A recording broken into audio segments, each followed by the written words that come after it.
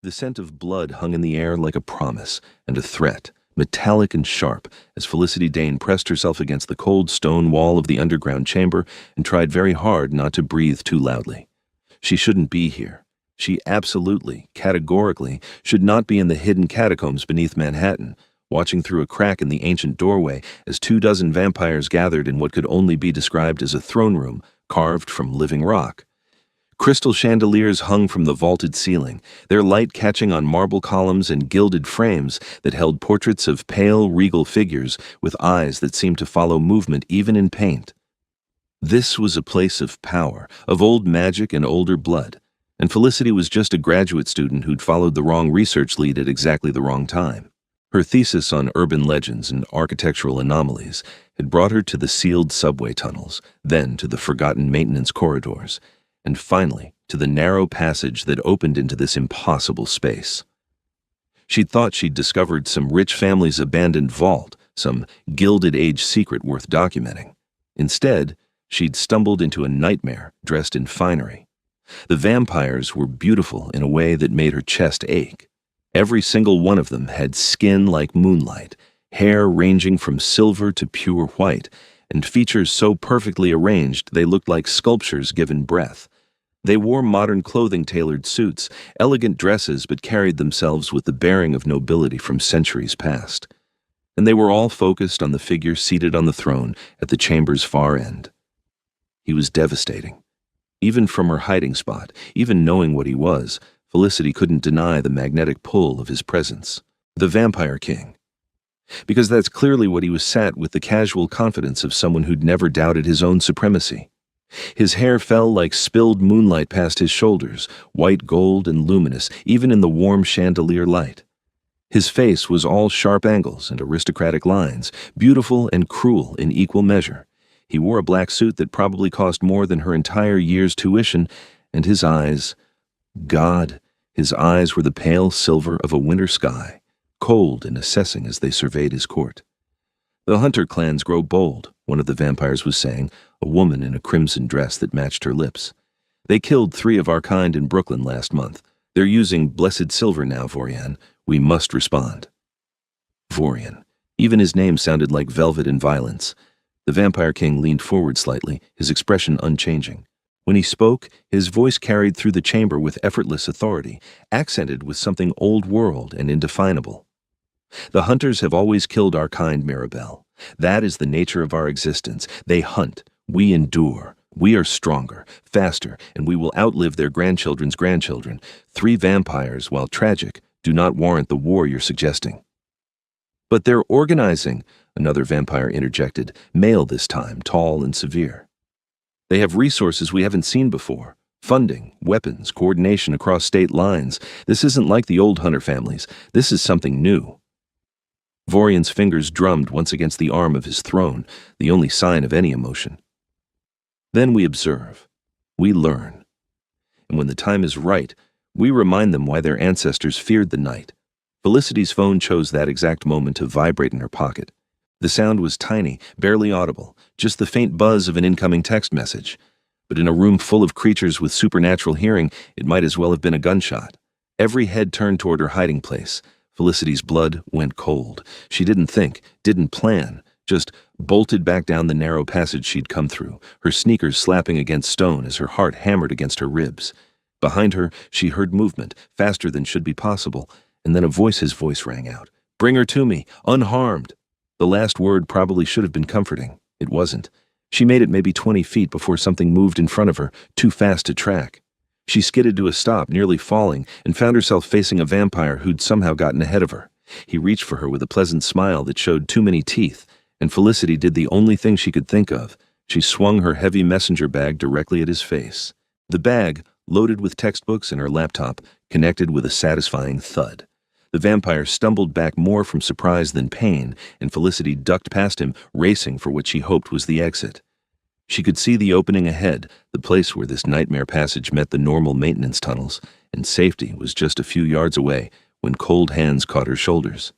She was spun around gently but inexorably and found herself staring up into those winter sky eyes. Vorian Moreau had moved with the kind of speed that shouldn't exist, positioning himself between her and escape without seeming to have crossed the intervening distance at all. Up close, he was even more striking, and Felicity's traitorous brain took a moment to catalog details, even as terror flooded her system.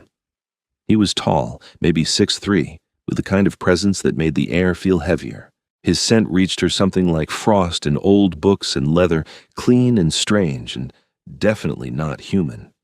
"Well," he said softly, his accent wrapping around the word like silk. "What have we here?" Felicity tried to pull away, but his hands on her shoulders might as well have been iron bands for all they moved. Not painful, just absolutely immovable. "Let me go," she managed, proud when her voice only shook a little. "I won't tell anyone what I saw. I'll forget all of this. You'll come back to the court chamber," Vorian interrupted, not unkindly, "and we'll discuss what to do with you. I promised you'd be unharmed, and I keep my promises, but you've seen too much to simply walk away." He turned, keeping one hand on her shoulder, and Felicity found herself being guided back down the passage. The other vampires had gathered at the entrance to the throne room, watching with expressions ranging from curious to hostile. Felicity felt like prey being delivered to a den of wolves, and her mind raced through possibilities, each more grim than the last. They were going to kill her, or turn her into one of them, or keep her prisoner in these tunnels forever, or, "She's human," the severe-looking vampire said, distaste clear in his voice. "And she's seen our haven. There's only one solution to this, Vorian."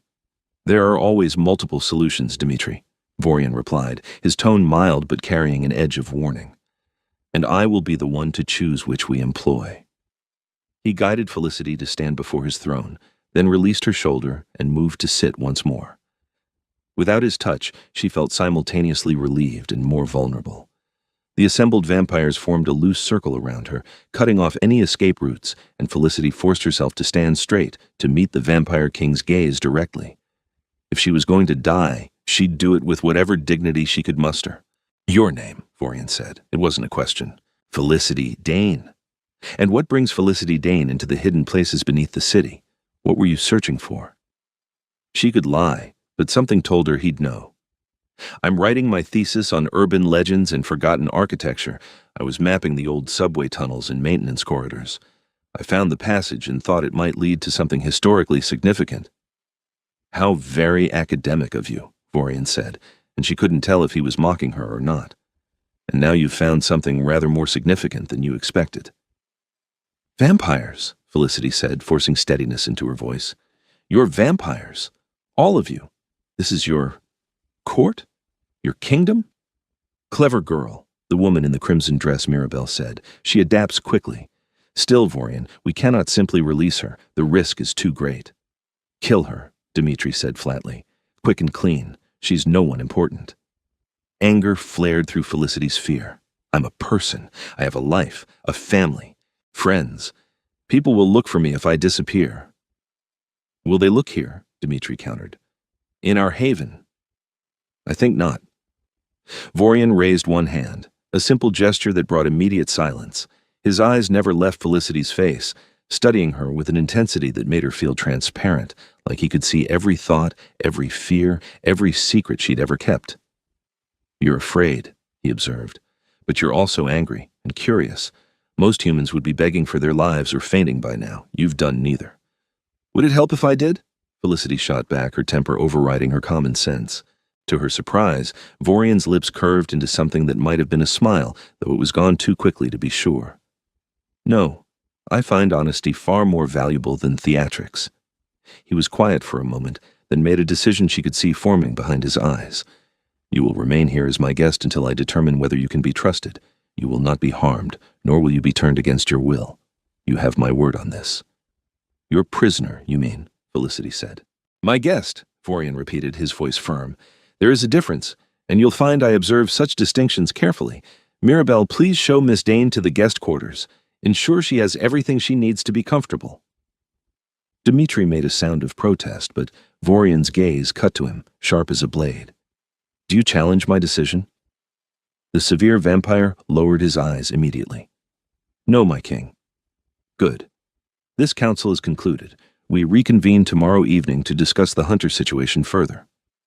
Vorian stood, and the assembled vampires bowed as he passed, heading toward one of several corridors that branched off from the main chamber. He paused at the entrance, glancing back at Felicity. "I suggest you rest, Miss Dane. We have much to discuss once you've recovered from your shock." Then he was gone, leaving Felicity standing in the middle of a vampire court, trying to process how her life had just taken the most insane turn possible. Mirabelle approached with a gentler expression than before, gesturing toward a different corridor. "Come.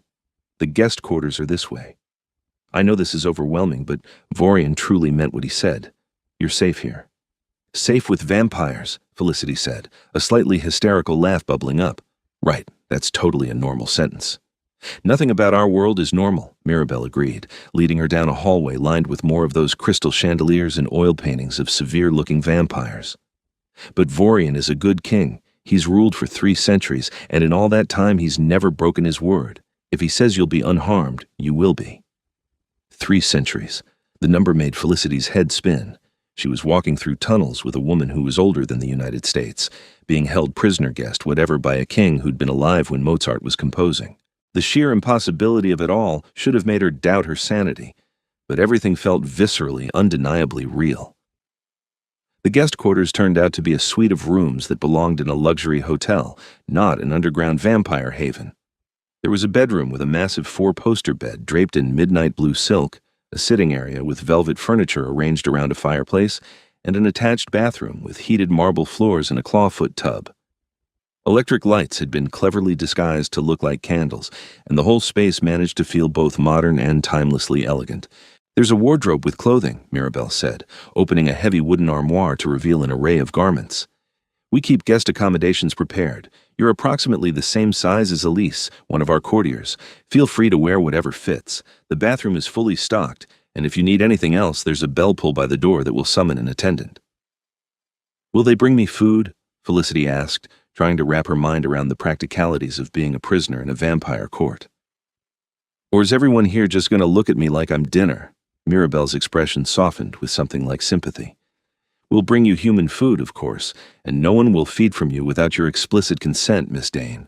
That's one of Vorian's strictest laws. We are not monsters, regardless of what your human legends might claim." "You drink blood?" "We do, but we have willing donors, blood banks, and other sources that don't require hunting humans like animals. That's the old way, and Vorian has worked for decades to move our society beyond such brutality." Mirabelle moved toward the door, then paused. "I know you're frightened. I would be too. But truly, you could be in far worse situations. Vorian he's complicated, but he's just... Try to rest." Then Felicity was alone in her gilded cage, the door closing with a soft click that might or might not have been a lock engaging. She sank onto the edge of the bed, her legs suddenly shaky as the adrenaline began to fade. This was insane. This was absolutely, completely insane. Vampires were real. They had a king, a court, a whole society hidden beneath New York City, and she'd stumbled into it because she couldn't resist following an interesting historical lead. Her phone, the traitorous device that had given her away, sat heavy in her pocket. She pulled it out, unsurprised to find no signal this far underground. The text that had vibrated at the worst possible moment was from her roommate, just asking if she'd be home for dinner. That had been 2 hours ago. By now, Rachel was probably mildly concerned, but not actually worried. Felicity stayed out late researching all the time. How long before people started looking for her? And what would happen when they did? Exhaustion pulled at her, the crash after the fear finally setting in. Felicity kicked off her shoes, too tired to change out of her jeans and sweater, and crawled under the silk covers. Sleep seemed impossible, but her body had other ideas, dragging her down into darkness within minutes. She dreamed of silver eyes and promises she wasn't sure she could trust. When Felicity woke, she had no idea what time it was. There were no windows in her room, no natural light to orient herself by. Her phone claimed it was 3 a.m, which meant she'd slept for hours. But whether the vampires were awake or dormant was anyone's guess. A soft knock on the door interrupted her disorientation. "Miss Dane? May I enter?" It was a male voice, young-sounding, unfamiliar. Felicity sat up, smoothing her hair self-consciously. "Yes?" The door opened to reveal a vampire who looked barely out of his teens, with the characteristic white hair worn short and spiky and skin like porcelain. He carried a silver tray laden with covered dishes, and his smile was warm despite the unnerving crimson of his eyes. "Breakfast," he announced cheerfully. "Or maybe midnight snack. Human timing is always confusing. I'm Sebastian, by the way. I'm one of the court attendants." "Felicity?" she said automatically, then wondered if giving her name to more vampires was wise. Too late now. "Thank you for the food." Sebastian set the tray on a small table near the sitting area, whisking off the covers to reveal fresh fruit pastries, scrambled eggs, bacon, and a carafe of what smelled like excellent coffee. "The king wants to see you in an hour," he said, arranging everything with practiced efficiency. "There's time to eat and freshen up if you'd like. I've been instructed to escort you to his study when you're ready." His study. Not the throne room. Felicity wasn't sure if that was better or worse. What does he want? To talk, I assume. Vorian's not really the feed prisoners to the wolves type, despite what Dmitri wants everyone to think. Sebastian grinned, showing fangs that gleamed white and sharp. "You're actually the most interesting thing that's happened in months. The whole court is talking about the human who hit Gregor with a bag full of books and made him stumble." Despite everything, Felicity felt a flicker of satisfaction. "He shouldn't have grabbed me." "Agreed. Gregor's an idiot." Sebastian headed for the door, then paused. "For what it's worth, I don't think Vorian's going to hurt you. He could have just killed you last night if that's what he wanted. The fact that you're here, fed and rested, means he's actually considering alternatives. That's more than most humans in your situation would get." After Sebastian left, Felicity forced herself to eat, knowing she'd need her strength for whatever came next. The food was excellent, the coffee strong and perfectly prepared, and she tried not to think too hard about how a vampire court had fresh human food available in the middle of the night. Blood wasn't the only thing they kept on hand, apparently. She showered in the decadent bathroom, then examined the contents of the wardrobe. Most of it was 2 formal ball gowns and cocktail dresses that would make her look like she was playing dress-up. But she found a pair of black slacks that fit reasonably well and a deep green blouse that was simple enough to feel appropriate. She braided her long auburn hair to keep it out of her face, studying her reflection in an ornate gilded mirror. She looked pale and underfed next to the vampire's otherworldly beauty, her freckles standing out starkly against her skin, her hazel eyes ordinary compared to their vivid crimson or silver. But she looked determined, at least. That would have to be enough. Sebastian returned exactly an hour after he'd left, knocking politely before entering. "Ready?" "As I'll ever be." He led her through a maze of corridors, all of them beautifully appointed with art and furniture that spanned centuries of styles. They passed other vampires, some of whom stared at Felicity with open curiosity, others with thinly veiled hostility. She kept her chin up and her expression neutral, refusing to show the fear that still hummed beneath her skin. Vorian's study was tucked away in a quieter section of the haven, behind heavy oak doors carved with intricate patterns.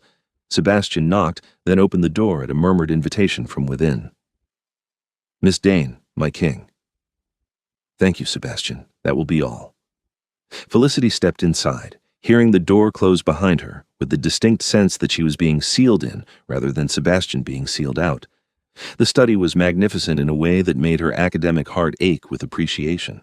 Floor-to-ceiling bookshelves lined 3 walls, packed with volumes that ranged from ancient leather-bound tomes to modern hardcovers. A massive desk dominated the center of the room, its surface covered with papers, maps, and what looked like correspondence written in flowing script. Comfortable chairs were arranged near another fireplace, this one with actual flames crackling behind an ornate screen. Vorian stood by one of the bookshelves, a volume open in his hands.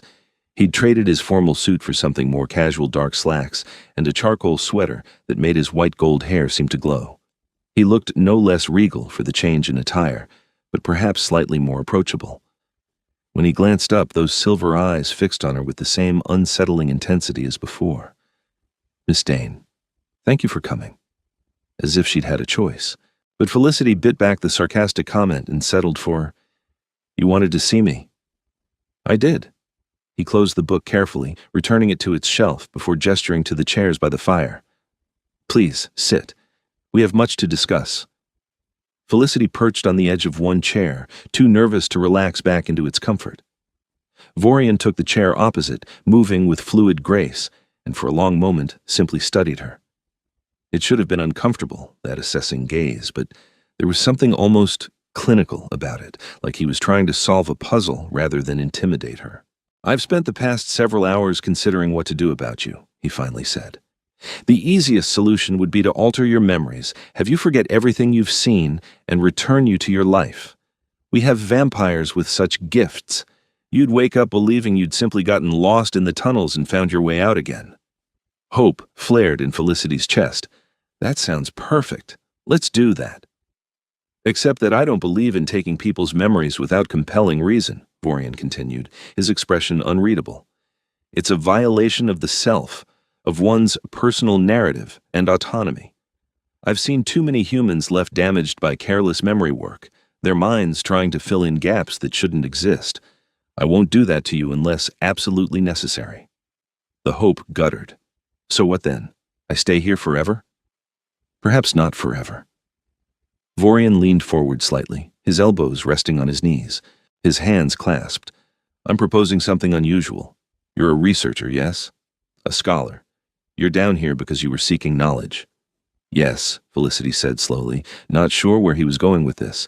Then perhaps we can make an arrangement that satisfies both your curiosity and my need for security.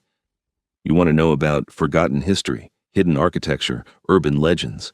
I can give you access to all of that and more. Our records go back centuries, Miss Dane. We have first-hand accounts of events your history books can only speculate about. We've watched this city grow from a colonial outpost to a modern metropolis. The knowledge we possess would make your thesis extraordinary. Felicity's pulse quickened despite her wariness. He wasn't wrong. What he was offering was an historian's dream, access to primary sources that shouldn't exist. In exchange for what? Your discretion, your time, and your help with a problem I'm facing. The hunters. Vorian's eyes sharpened with approval.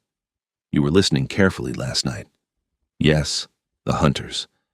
They're becoming more organized, more dangerous, and I believe they're being guided by someone with inside knowledge of vampire society, someone who knows our weaknesses, our havens, our protocols. I need to understand the human side of this conflict better. I need someone who can move through the human world without drawing attention, who can research and investigate without raising suspicion. You want me to spy for you, Felicity said. I want you to help me prevent a war, Vorian corrected. If the hunters continue to escalate, my people will demand retaliation. Vampires have long memories and even longer grudges. The conflict could spill out of the shadows and into the streets, and humans would suffer as much as vampires in that scenario. More, probably, since they're fragile and we're not. It was a compelling argument, and Felicity hated that she could see his logic. And if I refuse? Then I'll have your memories altered and return you to your life, despite my misgivings about the process. I won't keep you prisoner, Miss Dane, but I'm hoping you'll see the opportunity here. Help me understand the hunters, prevent unnecessary bloodshed, and in return, you'll have access to knowledge few humans have ever possessed. Plus, he added with the faintest hint of dry humor, you'll have an excellent answer when people ask what you did for your research. Felicity couldn't help the short laugh that escaped. It was absurd, all of it. She should be demanding to leave, demanding her memories be erased, demanding to forget vampires existed. But he was right about one thing. She was curious. Desperately, achingly curious. And the thought of all that history, all that knowledge, if I agree, she said carefully, what would this actually entail? What would you expect me to do? Vorian sat back, seeming to relax fractionally. Research primarily. The hunters are using new tactics, new weapons. I need to know where they're getting their resources, who's funding them, how they're organized. You'd look into public records, corporate holdings, anything that might give us a trail to follow. You'd remain here in the haven for your safety. The hunters would kill you as a collaborator if they discovered what you were doing, but you'd have freedom to move around, access to our archives, and my personal guarantee of protection. How long would this arrangement last? Until we've neutralized the hunter threat, or until you've fulfilled your research needs, whichever comes first. Months, perhaps maybe a year. His gaze held hers. I know it's asking a great deal, but I believe you're intelligent enough to see the larger picture here, and brave enough to take the risk. The compliment felt sincere, which somehow made everything more complicated. Felicity looked away from those too perceptive eyes, staring into the fire while her mind raced. This was crazy. Agreeing to help a vampire king, to live in an underground court, To involve herself in some shadow war between immortal predators and human hunters, it was beyond crazy. But it was also the most interesting thing that had ever happened to her. And if what Vorian said was true, if she really could help prevent violence, save lives on both sides, "I want access to your archives," she heard herself say. "Full access, not just what you think I need to see. And I want your word that you'll answer my questions honestly, about vampires, about your history, about how your society works." "Agreed. And I want to be able to contact my roommate, let her know I'm okay. She'll be worried if I just disappear." Vorian considered this, then nodded slowly. "You may send her a message saying you've been given an unexpected research opportunity and will be away for a while. Nothing specific about where or what you're doing. I'll have someone deliver it so it can't be traced back to the Haven." "Fine." Felicity took a deep breath, unable to believe what she was about to do. "Then I'll help you. I'll research the hunters and do what I can to give you information. But Vorian?" She met his eyes again, letting him see her seriousness. "If I find out you're lying to me, if this is some kind of trick or trap, I'm done. Alter my memories and let me go. I won't be manipulated." Something flickered across his face, too quick to identify. "I wouldn't expect anything less. Do we have an agreement, Miss Dane?" He extended his hand, pale and long-fingered, and Felicity stared at it for a heartbeat before reaching out to clasp it. His skin was cool but not cold, his grip firm but careful, and the moment their hands touched, she felt a strange frisson of energy, like static electricity but warmer. Vorian seemed to feel it too, his eyes widening fractionally before he released her hand and stood. "Then welcome to my court, Felicity Dane. I'll have Sebastian show you to our archives tomorrow evening. For tonight, rest. You've had rather a lot to process." Felicity stood as well, suddenly aware of how close they were, of the way he towered over her 5'6" frame. "Thank you, I think." That almost smile flickered across his face again. "You're welcome, I think." Sebastian was waiting outside the study to escort her back to her rooms, chattering cheerfully about the layout of the Haven and which vampires were friendly versus which ones to avoid. Felicity listened with half her attention, the rest of her mind still caught on that moment when her hand had met Vorian's, on the strange warmth that had passed between them. This was going to be complicated. She had no idea how complicated it would become. The next few weeks fell into a strange routine. Felicity spent her nights because apparently she was on vampire time now, buried in the archives, a vast underground library that made her want to weep with academic joy. The collection was staggering, with documents dating back to the Renaissance, first-hand accounts of historical events, treaties between vampire houses written in Latin and Old French, even illuminated manuscripts that belonged in museums. Sebastian became her guide and unexpected friend, explaining vampire culture with the enthusiasm of someone who loved his history.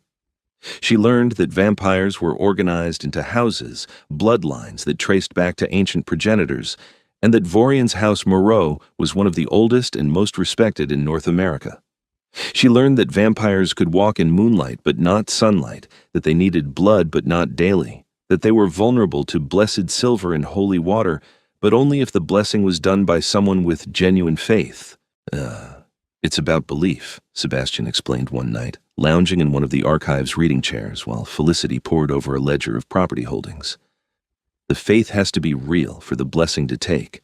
That's why most holy water doesn't affect us anymore. Priests just going through the motions don't have enough spiritual weight behind it." "That's actually fascinating from an anthropological perspective," Felicity murmured, making notes. "It suggests there's something about human belief that interacts with whatever supernatural element makes vampires possible."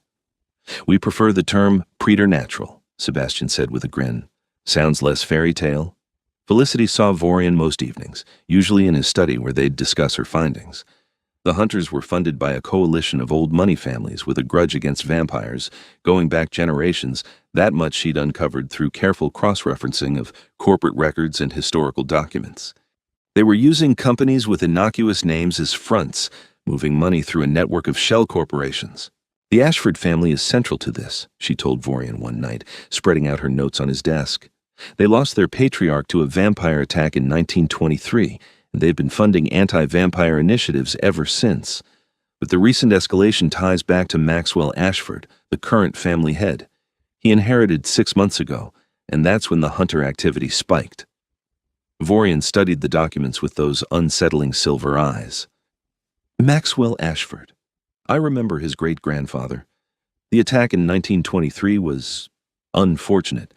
The vampire responsible was executed by our own courts for breaking our laws against unauthorized kills. But humans rarely care about our justice. Can you blame them? Felicity asked before she could stop herself. Your kind are predators. They drink blood. Their instinct is to protect themselves. And our instinct is to survive, Vorian replied calmly. Do you judge a wolf for hunting deer, Miss Dane? We are what we are, but we can choose to be civilized about it, which is what I've spent centuries trying to establish. The hunters threaten that progress. They'd had variations of this argument before, always staying just this side of actual disagreement. Felicity found herself looking forward to these discussions, to the way Vorian engaged with her ideas seriously, never dismissing her perspective, despite being literally centuries older. He treated her like an equal, which was more than some of her professors managed. She was also acutely aware that she found him attractive, which was inconvenient and slightly mortifying. But how could she not?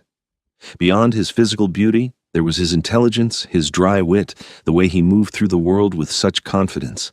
And every so often, she'd catch him looking at her with an expression she couldn't quite read, something that made her pulse quicken and her skin feel too warm. It was Mirabelle who finally addressed the elephant in the room, cornering Felicity in the archives one night after Sebastian had left. The elegant vampire settled into a chair with the boneless grace her kind possessed, studying Felicity with knowing crimson eyes. You're attracted to him, Mirabelle said without preamble. Felicity nearly dropped the book she was holding. I what? I don't... Please, I've been alive for 200 years, child. I know what desire looks like. And I've seen the way you watch Vorian when you think no one's paying attention. Mirabelle's expression was more curious than judgmental. The question is whether you plan to do anything about it. He's a vampire, Felicity said weakly. I'm human. That would be... It's not unheard of, Mirabelle interrupted. Rare, yes. Complicated, absolutely. But not impossible. Vampires can feel desire, love, all the emotions humans experience. We just have eternity to sort through them. She tilted her head, firelight catching in her silver hair. Vorian hasn't been with anyone in decades, to my knowledge. He's always been so focused on ruling, on maintaining order and peace. But I've noticed changes in him since you arrived. What kind of changes? He smiles more, laughs sometimes. When you say something clever, he actually looks forward to your evening meetings, I can tell, because he's been fastidious about his appearance lately, which is unusual for someone who normally treats grooming as an inconvenient necessity. Mirabelle leaned forward conspiratorially. I think you intrigue him, Felicity Dane, and I think he doesn't quite know what to do about it. Felicity's heart was doing complicated things in her chest. Even if that were true, nothing could come of it. I'm helping him with research, and then I'll go back to my life. That was the arrangement. Arrangements can change, Mirabelle said simply, if both parties want them to. After that conversation, Felicity became hyper-aware of every interaction with Vorian, the way his hand would brush hers when passing documents, the way his gaze would linger on her face when she was absorbed in reading, the way his voice would soften when they were alone, losing some of its formal edge, and the way her own body responded, pulse-jumping when he entered a room, skin tingling when he stood close, thoughts drifting to dangerous territory when she should be focused on work. It was a month into her stay when everything changed. Felicity was alone in the archives late one night, everyone else having gone to attend some court function she'd begged off from. She was deep into a particularly dense treatise on vampire territorial law when she heard the sound, distant but unmistakable. Fighting, violence. She stood, her instincts screaming danger, and crept toward the archive entrance. The sounds were coming from the main corridors, shouts and crashes, and the distinct ring of metal on metal. Her breath caught. Were they under attack? Before she could decide what to do, Sebastian appeared in the doorway, his young face grim and splattered with blood. Hunters, they found the haven. You need to hide now. What? How? I don't know, but they're here, and they're killing anyone they can reach. There's a hidden chamber behind the north bookshelf, third shelf from the right. Press the spine of the red leather volume. Hide there, and don't come out until someone you trust comes for you. Go. He was gone before she could argue, racing back toward the sounds of battle. Felicity's hands shook as she found the bookshelf, the volume, pressed it and watched a section of shelving swing inward to reveal a narrow space. She squeezed inside, pulling the door closed behind her, and crouched in the darkness while her heart tried to beat out of her chest. The hidden chamber was tiny, more of a cubbyhole than a room, and she could hear everything happening outside with terrifying clarity. Screams both human and vampire. The hiss of blessed silver burning preternatural flesh. Voices shouting orders, calling for the king. They were looking for Vorian. Time became meaningless in the dark. Minutes or hours passed, the sounds of fighting gradually dying down to an eerie quiet that was somehow worse. Felicity pressed her hands over her mouth to muffle her breathing, tears streaming down her face as she imagined everyone she'd come to know lying dead in the corridors.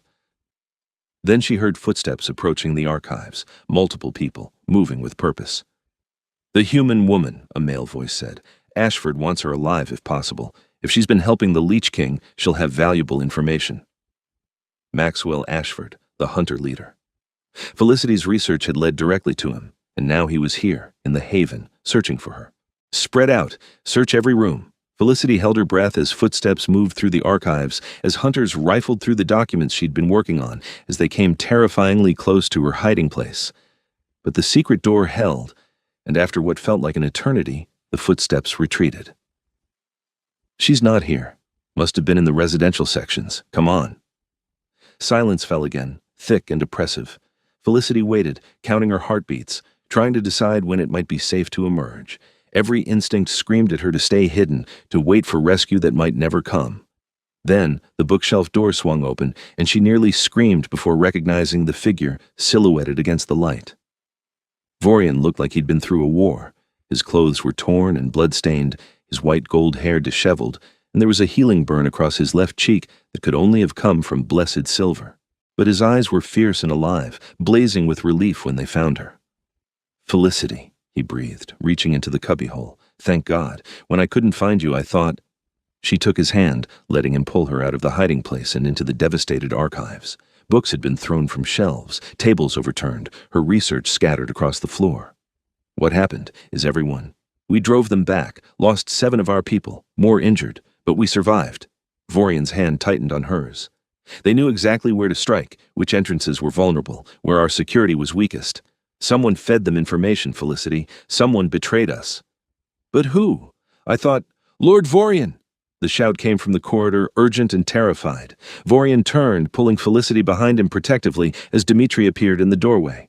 The severe vampire looked even more grim than usual, his expression grave. "They have Mirabelle," Dmitri said. "They took her as leverage, left a message saying they'll kill her at dawn unless you surrender yourself to them." Vorian's whole body went rigid. "Where?" "An address in Brooklyn, abandoned warehouse district. It's obviously a trap, Vorian. They want you to come so they can kill you." "I know." Vorian released Felicity's hand, his expression shuddering into something cold and regal. "Gather whoever's still combat ready. We have 3 hours until dawn. That's enough time to mount a rescue." "You can't," Felicity said, the words bursting out of her. "Dimitri's right. It's a trap. They'll be waiting with blessed silver, with their best fighters. You'll be killed." "Mirabelle is my friend, and has served my house for 2 centuries, Vorian said, his voice absolutely controlled.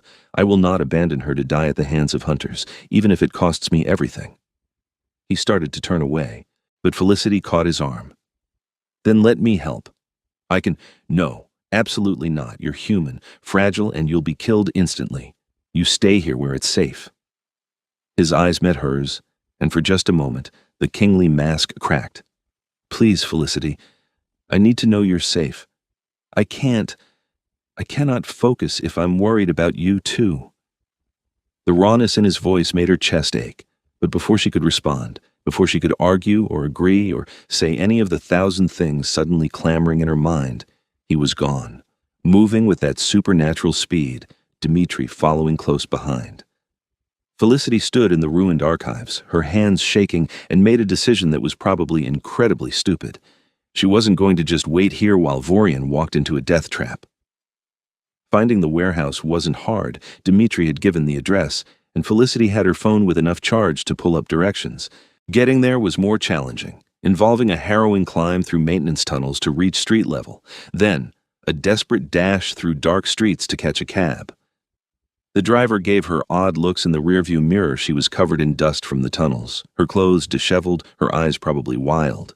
But he took her money and dropped her at the address she'd given, a few blocks from the actual warehouse location. Dawn was perhaps an hour away, the sky already showing the first hints of gray in the east. Felicity approached the warehouse on foot, keeping to the shadows, her heart pounding so hard she felt dizzy. The building was massive and decrepit, windows broken, metal walls rusted and tagged with graffiti. But there were lights inside, visible through the gaps, and she could hear voices. Carefully, she crept closer, finding a place where she could peer through a broken window into the warehouse's interior. Her breath caught. Mirabelle was bound to a metal chair in the center of the open space, silver chains wrapped around her that were clearly causing her agony. Her skin was blistered where the metal touched, her crimson eyes glassy with pain. Around her stood at least 24 hunters, armed with crossbows, guns, and wicked-looking silver blades. And standing in front of Mirabelle, examining her with clinical detachment, was a man Felicity recognized from her research photos. Maxwell Ashford was in his 50s. Distinguished-looking with silver-threaded dark hair, and the kind of aristocratic features that probably got him into any boardroom in America. He wore tactical gear like he was born to it, and when he spoke, his voice carried easy authority. "The Vampire King will come for her," he was saying to his assembled hunters. "He's too honorable, too bound by his outdated codes, and when he does, we end him. 3 centuries of his rule finish tonight. Then we move on to the other houses, systematically wiping out their leadership until the vampires have no choice but to flee or submit to our terms." "And the human woman?" another hunter asked, "the one who's been helping him? If she's here, we take her alive. She'll face trial for treason against humanity. If not, we'll hunt her down after. Either way, she'll pay for collaborating with monsters." Ashford checked his watch. "Dawn in 50 minutes. He'll have to come before then, or lose his ally to the sunlight. Get into positions. I want overlapping fields of fire on every entrance." The hunters dispersed, taking up positions throughout the warehouse, weapons trained on the various doors and windows. Felicity's mind raced. She had to warn Vorian, had to tell him this was even worse than he'd thought. But she had no way to contact him, and he was probably already on his way. She was about to try to circle around to find a better vantage point when she saw them as shadows moving with impossible silence, vampire swift, entering through the warehouse's high windows like smoke. Vorian and his fighters had arrived, and they were trying for stealth. It wasn't going to work. The hunters were too prepared, too ready. The moment the vampires dropped from the windows into the warehouse proper, the trap sprang. Crossbow bolts flew from a dozen directions, blessed silver gleaming in the light. The vampires dodged with supernatural speed, but there were too many projectiles, too little room to maneuver. One of Vorian's people went down with a silver bolt through the chest, disintegrating into ash before hitting the ground. Another screamed as holy water splashed across her face, eating through skin like acid. Vorian himself moved like liquid death, avoiding the initial volley and closing with the nearest hunters too fast for them to track. But even he couldn't dodge everything, and Felicity watched in horror as a silver blade opened a long cut across his shoulder, smoke rising from the wound.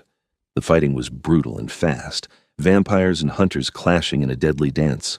Vorian fought his way toward Mirabelle, clearly intent on freeing her, but Ashford had anticipated this. The hunter leader stepped into Vorian's path, pulling a sword from his back that gleamed with silver and something else, holy oil, probably, or some other blessing. "Vorian Moreau," Ashford said, his voice calm despite the chaos. "Your reign ends here." They engaged with a clash of steel, moving too fast for Felicity to fully track. Vorian was faster, stronger, but Ashford was skilled, and his blade could kill with a single solid strike. Around them, hunters were falling to vampire strength and speed, but more vampires were disintegrating under blessed silver. This was a massacre in the making. Both sides would be decimated. Felicity looked around desperately for something, anything she could do to help. Her eyes landed on a control box near her window, labeled in faded letters, "Sprinkler System." The warehouse was old, but building codes had required some fire safety measures. Water wouldn't hurt the hunters, but if she could cause enough chaos, enough confusion. She found a rock, smashed the window more fully, and crawled through into the warehouse. A hunter spotted her immediately, shouting an alarm, and Felicity ran for the control box. Bullets whined past her head. They were shooting to wound, not kill, wanting her alive, and she felt something tug at her sleeve as she reached the box. She slammed her fist into the emergency activation button, and instantly alarms shrieked as water began pouring from ceiling sprinklers throughout the warehouse. The effect was immediate and chaotic. The water wasn't blessed, but it obscured vision, made footing treacherous, and turned the warehouse floor into a slipping hazard. Hunters cursed, trying to maintain aim. Vampires used the confusion to press their advantage. And Ashford, distracted for just a moment by Felicity's appearance, turned his head away from Vorian. The Vampire King struck with vicious precision, disarming the hunter leader and sending his blessed blade clattering across the wet floor. Before Ashford could recover, Vorian had him by the throat, lifted off his feet with one hand. "Call them off!" Vorian snarled, his civilized veneer completely gone, his fangs fully extended. "Call off your hunters, or I paint this floor with your blood." "You won't," Ashford choked out. "You're too noble, too bound by your precious laws." "I've watched 7 of my people die tonight because of your crusade," Vorian said, his voice dropping to something terrifying. "I am king because I am strong enough to make the hard choices. Do not test me further." For a moment, Felicity thought Vorian would actually do it, would kill Ashford and damn the consequences. But then Mirabelle's voice cut through the chaos, weak but clear. "Vorian. Dawn." Everyone froze, turned to look at the eastern windows of the warehouse, where gray light was visibly brightening to pink and gold. The sun was rising. Horror flooded through Felicity as she realized what was about to happen. The vampires had maybe minutes to escape before sunlight filled the warehouse and killed them all. But Mirabelle was still chained in silver, unable to flee. Vorian saw it too. His hand opened, dropping Ashford to the ground, and he was moving toward Mirabelle before the hunter even finished falling. "Fall back," he shouted to his people. "Get to the tunnels now!" The remaining vampires retreated with desperate speed, some helping their wounded, all of them racing for the exits that would lead underground before the deadly sunlight reached them. But Vorian stayed, reaching Mirabelle and grabbing the silver chains despite the way they burned his hands, trying to break them through sheer force. "Go," Mirabelle gasped. "Leave me. Save yourself." "Never," Vorian said, pulling at the chains. They were beginning to give, but too slowly, and the light was growing brighter with every second. Ashford was on his feet again, blood running from his mouth but very much alive. He looked at Felicity with something like disgust. "You chose them over your own kind. You chose monsters." "I chose to try to prevent exactly this," Felicity shot back. "You're so focused on revenge, you can't see you're making everything worse. They're vampires. They deserve—" Whatever Ashford thought vampires deserved was lost, as one of his own hunters shouted a warning. Someone had found their silver blade, the one Ashford had dropped. Someone was drawing it back to throw. Felicity's eyes tracked the motion in what felt like slow motion. The hunter, a woman with cold eyes and a grim expression, was aiming not at Vorian directly, but at the chains holding Mirabelle. A hard throw with blessed silver could sever them, but it could also ricochet, and from that angle. The blade flew toward the Vampire King, its trajectory slightly off, slightly wild, and it was going to hit him in the back. In the heart. Felicity threw herself into its path without thinking. The impact was nothing like she'd expected. The blessed silver should have just wounded her. She was human, not affected by the holy blessings the same way vampires were. But the blade was sharp, and it was moving fast, and when it hit her chest, she felt a burst of searing pain that drove all the breath from her lungs. She was falling. Vorian was catching her, his silver eyes wide with shock and horror, his burned hands cradling her against his chest. He was saying something, but her ears were ringing and she couldn't quite hear him. The chains. She'd bought him time. He could break the chains now, get Mirabelle free, get them both out before the sunlight came. That's what she'd been thinking, in the split second before she'd moved. Save them. That was all that mattered. Except she was dying. She could feel it, the way her body was shutting down, blood spreading warm and wet across her clothes. Her vision was starting to dim at the edges. Vorian was shouting now, his composure shattered completely. "Felicity, no, stay with me. Dimitri, someone help her." "The chains," she managed to whisper. "Break them. Go." "Damn the chains," Vorian said, and there were tears on his face, actual tears, crystal clear against his too pale skin. "You foolish, brave, incredible woman. Why would you do that?" "Because I love you," Felicity thought, but couldn't quite say. When had that happened? When had the Vampire King become the center of her world? The last thing she saw before darkness took her was Vorian's face. beautiful and anguished. And then she felt his wrist pressed to her lips, tasted copper and something else, something powerful. "Drink," he was commanding. "Please, Felicity, drink. It's the only way." She didn't understand, but she was too weak to resist, and she drank. The world went away. Felicity woke slowly, consciousness returning in fragments. She was lying on something soft abed. She was in a room she recognized her quarters in the Haven. Her chest hurt, but it was a dull ache rather than the searing agony she remembered. She was alive. More than alive. She felt different. Everything was sharper somehow. The sounds of the Haven penetrating even through her closed door were clearer than they should be. She could smell things she'd never noticed before, old stone and aged paper, and something else, something copper and enticing that she couldn't identify. And she was so thirsty. The door opened and Vorian entered, looking haggard in a way she'd never seen. His hair was unkempt, his clothes rumpled, and there were still faint burn marks on his hands from the silver chains. But his eyes went wide with relief when he saw her awake. "Felicity, thank God. I wasn't sure if the turning would take, if I'd been too late, if the blood loss had been too severe." He crossed to the bed in 2 strides, sitting on the edge and reaching for her hand. "How do you feel?" "Different," she said, her voice rasping. "Thirsty. Vorian, what did you do?" "I saved you, the only way I could." He met her eyes, his expression raw. "You were dying, Felicity. The blade had pierced your heart. You had seconds, maybe. So I gave you my blood, enough to turn you. You're a vampire now. I'm so sorry." Vampire. The word should have filled her with horror, but instead, she felt a strange sense of rightness, as if something had finally clicked into place. "You saved me," she said slowly. "You turned me into a vampire to save my life. I know it's not what you would have chosen. I know I took that choice away from you, and I'm sorry for that. But I couldn't lose you. I couldn't watch you die, not when I had the power to prevent it." Vorian's thumb stroked across her knuckles. "If you hate me for it, I'll understand. But you're alive, and that's what matters." Felicity looked down at their joined hands, his pale and elegant, hers now almost as white, her freckles faded to barely visible marks. She should be angry. She should be devastated. But all she felt was gratitude and something deeper, something that had been building since she'd first met those silver eyes in the throne room. "I don't hate you," she said. "I threw myself in front of that blade because I couldn't stand the thought of you dying. I didn't think about consequences or what it would mean. I couldn't lose you either." Vorian went very still. "Felicity, I love you," she said, the words rushing out now that she'd started. "I know it's insane, and we've only known each other for a few weeks, and you're an immortal vampire king and I was just a grad student. But I love you, Vorian Moreau.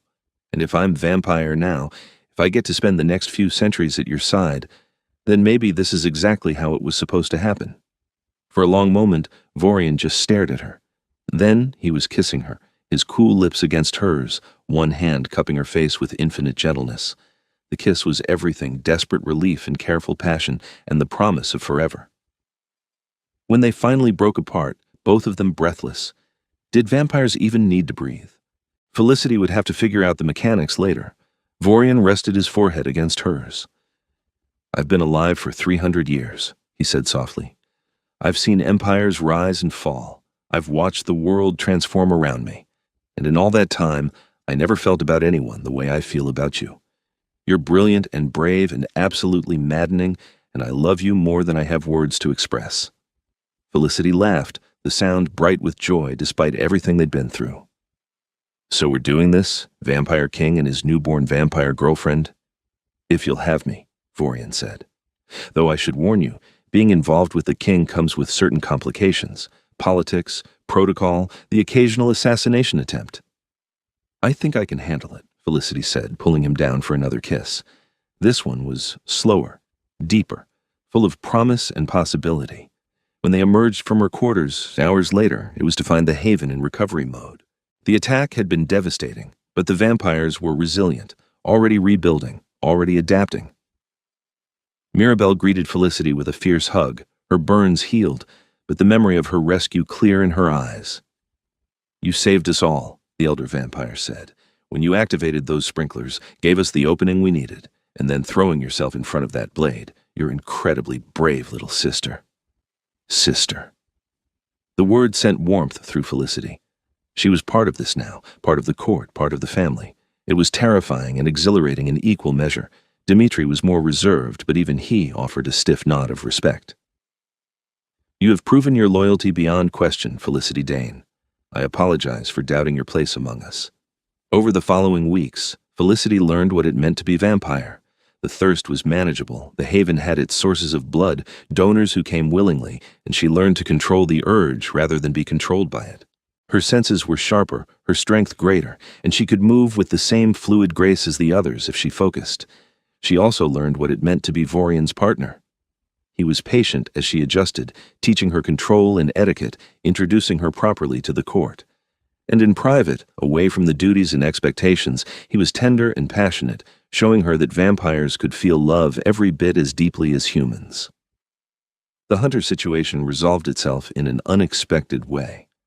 Maxwell Ashford, humiliated by his defeat and the loss of so many of his people, found himself facing backlash from the other Hunter families. Too reckless, they said, too focused on revenge instead of protection. He was stripped of his leadership role, and new, more moderate voices took control. Vorian reached out to them, and after careful negotiation, a treaty was established. Vampires would maintain their own justice system for rogue killers, but work with Hunter representatives to ensure humans were protected. Hunters would stop systematic attacks on vampire havens, focusing instead on actual threats. It wasn't perfect, but it was progress. Through all of this, Felicity found herself becoming an essential bridge between the two worlds. She understood human concerns in a way the older vampires couldn't, but she was vampire enough to be trusted by the court.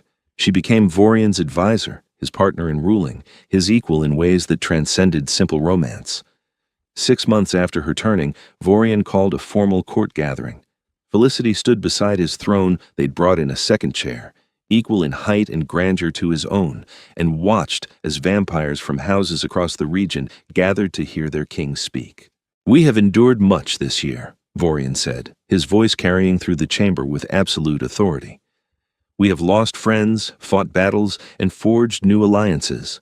Through it all, one truth has become clear to me. Our strength lies not in isolation, but in adaptation, in embracing change rather than fearing it." He turned to Felicity, taking her hand and drawing her to her feet beside him. "Felicity Dane threw herself into harm's way to save my life. In doing so, she demonstrated the kind of courage and selflessness that defines true nobility. She has proven herself a brilliant strategist, a fierce protector, and a bridge between our world and the human realm. And she has captured my heart completely." Felicity's eyes widened as Vorian dropped to one knee before her, before his entire court, pulling a ring from his pocket.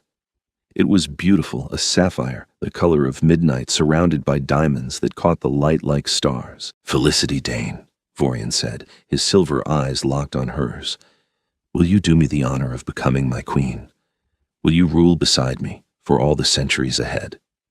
She couldn't speak past the lump in her throat, so she just nodded, tears streaming down her face as Vorian slid the ring onto her finger and stood to kiss her.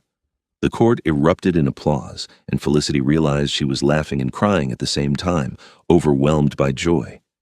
This was her life now. Immortal, impossible, more magical than any fantasy she'd imagined when she'd been just a grad student chasing urban legends. She'd found her fairy tale after all, and it was better than anything she could have dreamed. The wedding was held 3 months later, a blend of vampire tradition and modern ceremony that packed the throne room with guests from across the preternatural world.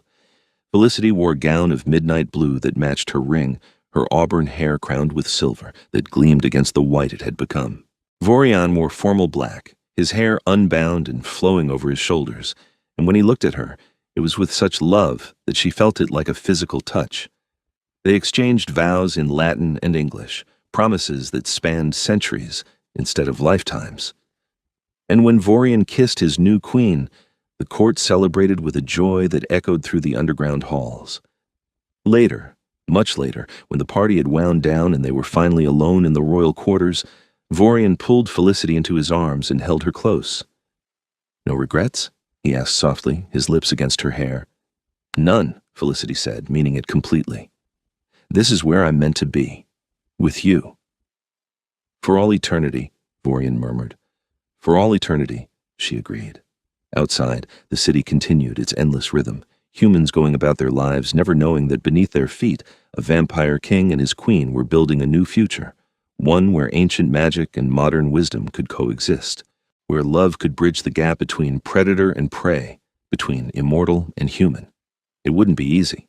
There would be challenges ahead, conflicts to navigate, new threats to face. But they would face them together, partners in every sense of the word. The blade had flown toward the Vampire King. Felicity had thrown herself into its path without thinking, and in doing so, she'd found not death, but destiny. Her story was just beginning, and it would span centuries. But every epic begins with a single choice, a single moment of courage. She had chosen love. She had chosen life, and she had chosen forever.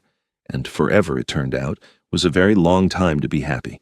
But as Felicity curled against Vorian's chest, listening to the unnecessary but comforting sound of his heartbeat, feeling the weight of her crown and her ring and her responsibilities, she knew one thing with absolute certainty. She would cherish every single moment of it. Years passed in the way they do for immortals, quickly and slowly at once. Felicity became not just Vorian's queen, but a force in her own right, implementing reforms that brought vampire society more in line with the modern world. She established programs for newborn vampires, helping them adjust as she once had. She maintained the peace with the hunters, developing friendships with some of the more progressive families. And through it all, Vorian was beside her, steady and strong, his love never wavering even as decades turned to centuries. They traveled together, seeing the world that Vorian had watched change from underground havens. They built new alliances, strengthened old ones, and created a vampire society that was safer and more just than it had been in millennia. But their favorite times were still the quiet moments, alone in their quarters, when Vorian would read to her from ancient texts, or Felicity would share discoveries from her ongoing research. When they would simply exist together, two immortal beings who had found in each other what every soul seeks: a true partner, a deep love, a home in another person's heart. Sometimes, Felicity would think back to that night when she'd stumbled into the throne room, terrified and lost. She'd been so young, so human, with no idea that her life was about to transform completely. She wouldn't change a single thing. The blade had flown toward the Vampire King. She had thrown herself into its path without thinking, and in that moment of desperate courage, she had written the first line of the greatest love story she could have imagined. Their story, forever. And it was perfect.